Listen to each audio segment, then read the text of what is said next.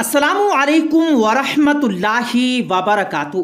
प्यारे दोस्तों, मसूर की दाल के बारे में नबी करीम सल्लल्लाहु अलैहि वसल्लम का फरमान क्या है, इस दाल को मलिका दाल क्यों कहा जाता है, इसके क्या क्या फायदे हैं और ये मूंग और मसूर की दाल वाले जुमले का पसे मंजर क्या है वो भी आपको बताएंगे। इससे पहले कि दोस्तों ये तमाम तफसीलात आप तक पहुंचाई जाएं, आपसे गुजारिश है कि अगर आपने अभी तक हमारे YouTube चैनल को सब्सक्राइब नहीं किया है तो अभी सब्सक्राइब करें, साथ मौजूद बेल नोटिफिकेशन को जरूर ऑन कर लीजिएगा ताकि लेटेस्ट अपलोड होने वाली हमारी वीडियोस का नोटिफिकेशन आप तक बर वक्त पहुंचता रहे।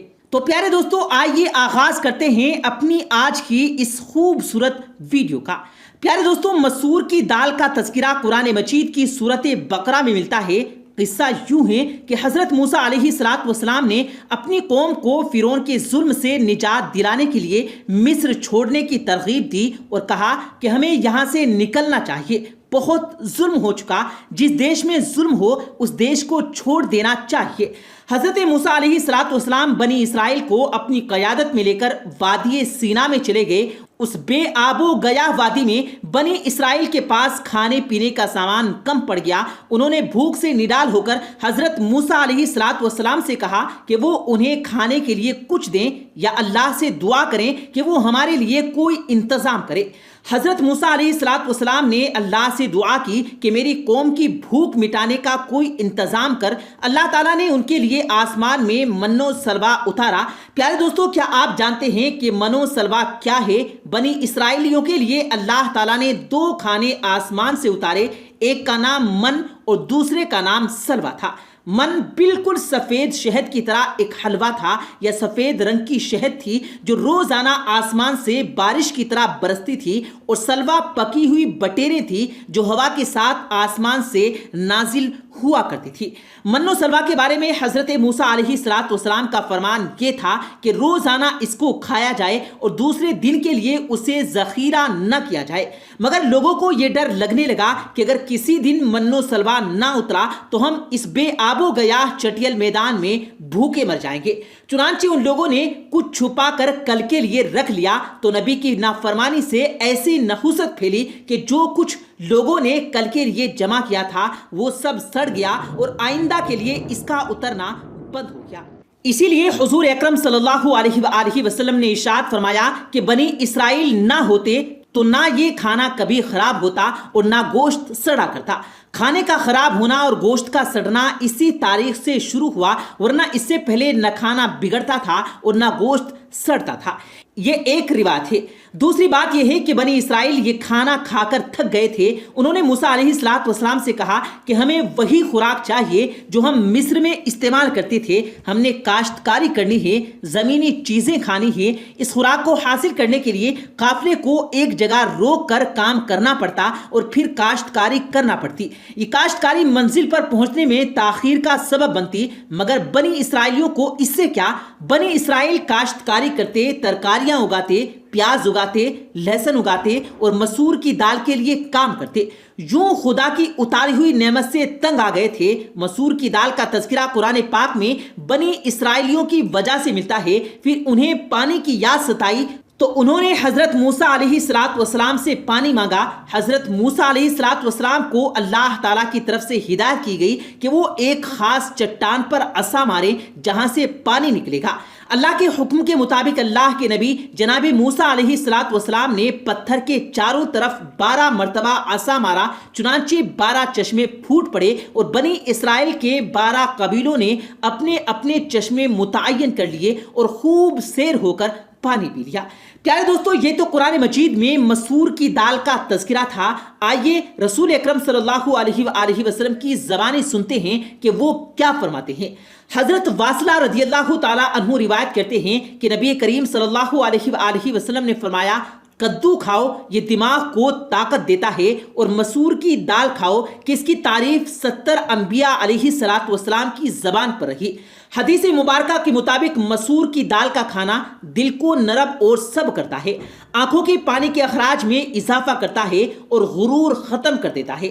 دل کی نرمی اور غرور کے خاتمے کے لیے بھی یہ غذا کھانی چاہیے۔ پرانے زمانے میں روم اور یونان کی بازاروں میں مسور کی دال کو پیس کر روٹی پکائی جاتی تھی اور یہی عوام کی غذا ہوتی تھی۔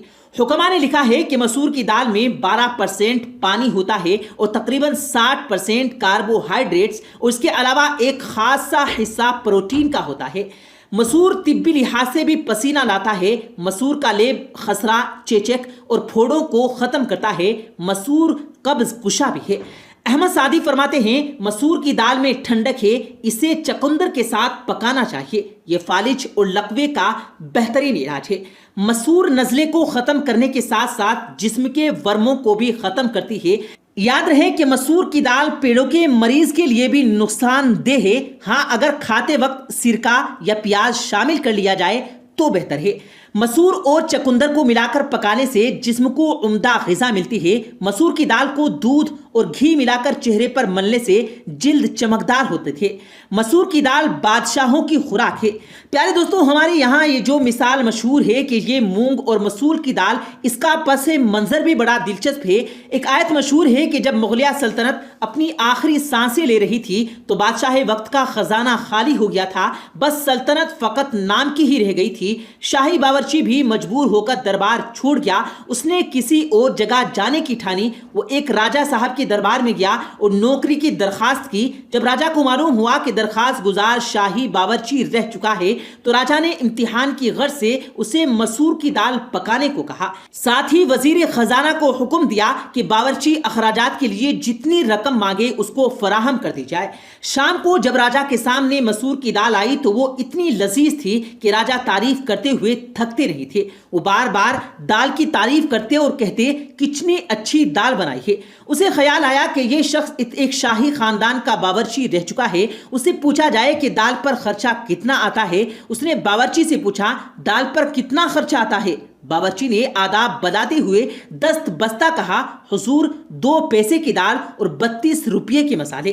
راجہ نے جب یہ بات سنی تو پسینے سے شرابور ہو گیا اور تعجب سے کہا 2 پیسے کی دال میں 32 روپے کے مسالے ڈالے جائیں گے تو کس طرح سے نظام چلے گا؟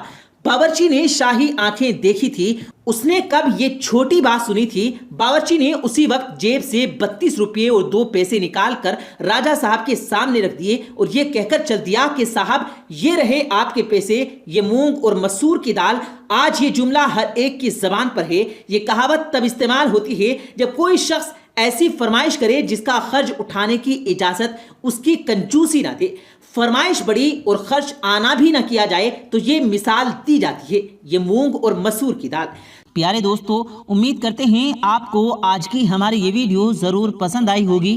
اگر آپ کو یہ ویڈیو پسند آیا ہو تو اس ویڈیو کو دل سے لائک کریں اور زیادہ سے زیادہ لوگوں تک اس ویڈیو کو ثواب کی نیت سے شیئر کریں، اور اس ویڈیو کے بارے میں آپ کی کیا رائے ہے کمنٹ سیکشن میں اپنی رائے کا اظہار ضرور دیں، اور مزید اسی طرح کی روز کی ویڈیو پانے کے لیے ہمارے چینل کو ضرور سبسکرائب کریں۔ ملتے ہیں پھر ایک نئی ویڈیو کے ساتھ، تب تک کے لیے اللہ حافظ۔